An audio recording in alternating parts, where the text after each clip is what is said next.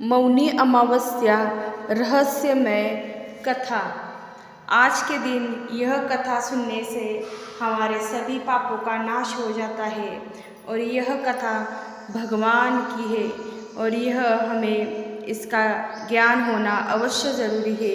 तो इस मौनी अमावस्या का क्या महत्व है, इस दिन क्या हुआ था, क्या इस मौनी अमावस्या में ऐसा अद्भुत चमत्कार हुआ था, इस दिन का जो गुप्त रहस्य है वो आज हम आपको बताएंगे।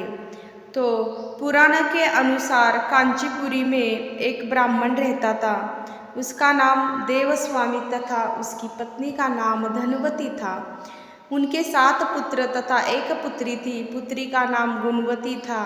ब्राह्मण ने 7 पुत्रों को विवाह करके बेटी के लिए वर खोजने अपने सबसे बड़े पुत्र को भेजा। उसी दौरान किसी पंडित ने पुत्री की जन्म कुंडली देखी और बताया, सप्तपदी होते होते यह कन्या विधवा हो जाएगी। तब उस ब्राह्मण ने पंडित से पूछा, पुत्री के इस वैधव्य दोष का निवारण कैसे होगा? पंडित ने कहा, सोमा का पूजन करने से वैधव्य दूर हो जाएगा। फिर सोमा का परिचय देते हुए उसने बताया, वह एक धोबिन है, उसका निवास स्थान सिंहल द्वीप है।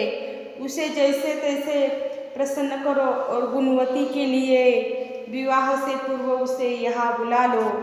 तब देवस्वामी का सबसे छोटा लड़का बहन को अपने साथ लेकर सिंहल द्वीप जाने के लिए सागर तट पर चला गया।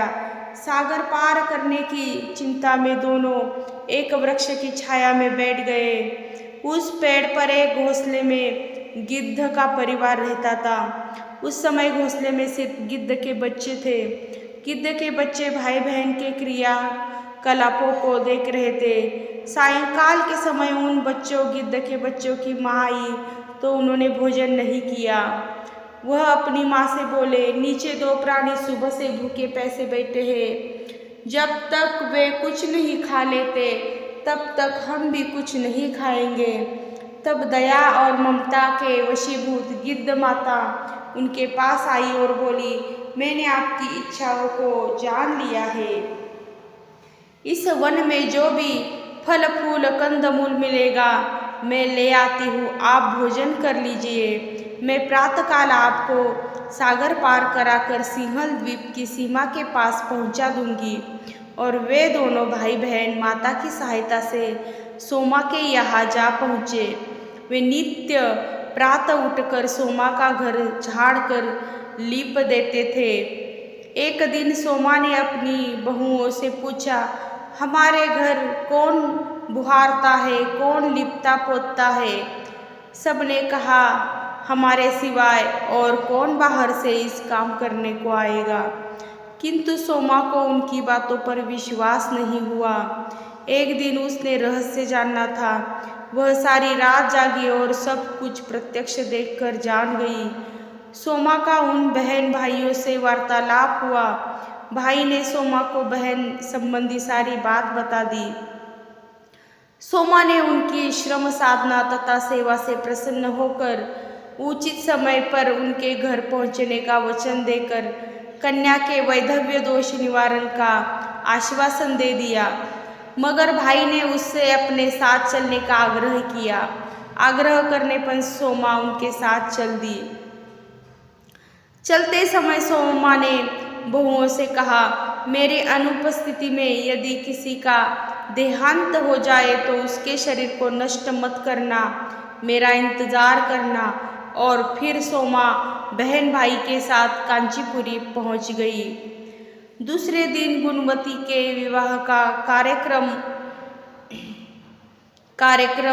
तय हो गया। सप्तपदी होते ही उसका पति मर गया।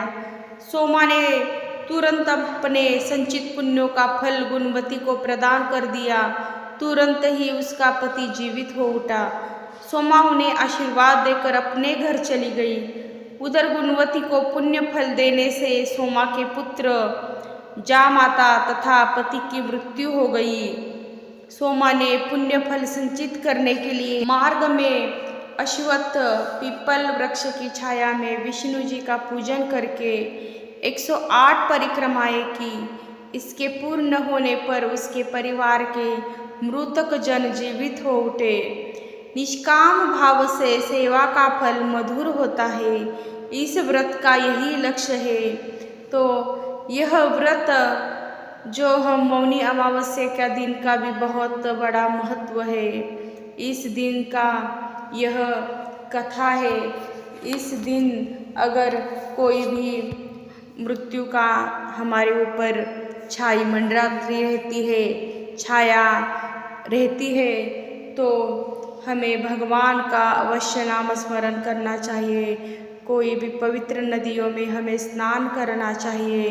इस दिन हमें मौन धारण करना चाहिए, अपने पितरों की शांति करनी चाहिए। यह सब करने से हमें बहुत ही अच्छा पुण्य मिलता है, अक्षय पुण्य मिलता है, हमें स्वर्ग प्राप्त होता है।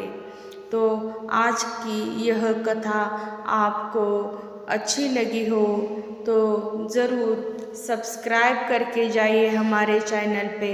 हमारे चैनल पे आने के लिए आप सभी का बहुत सारा धन्यवाद, बहुत सारा प्यार। आप सभी को भगवान वासुदेव जी की कृपा से आप सभी का जीवन सुख समृद्धि से परिपूर्ण हो जाए, भरपूर हो जाए, आपकी सभी मनोकामना पूरी हो जाए, यही भगवान वासुदेव के चरणे प्रार्थना करते हैं। हमारे चैनल को प्लीज़ सब्सक्राइब कर दीजिए, भगवान विष्णुदेव के लिए एक लाइक कर दीजिए और कमेंट में हर हर महादेव, ओम नमः शिवाय, वासुदेवाय नमः, श्री कृष्णाय नमः अवश्य लिखे। और ऐसे ही वीडियोस देखने के लिए हमारे चैनल को सब्सक्राइब अवश्य कर दीजिए। तो आज के लिए इस मौनी अमावस्या का बहुत बड़ा महत्व है। इस मौनी अमावस्या का बहुत ही बेसब्री से इंतज़ार होता है। यह अमावस्या हमारे लिए बहुत ही महत्वपूर्ण होती है। तो इस अमावस्या के दिन हमें यह कथा अवश्य सुननी चाहिए और हमारे पितरों की शांति करनी चाहिए, हमारा आत्मिक सुख प्रदान करना चाहिए, हमें भगवान का नाम जप में रहना चाहिए। तो तब तक के लिए धन्यवाद।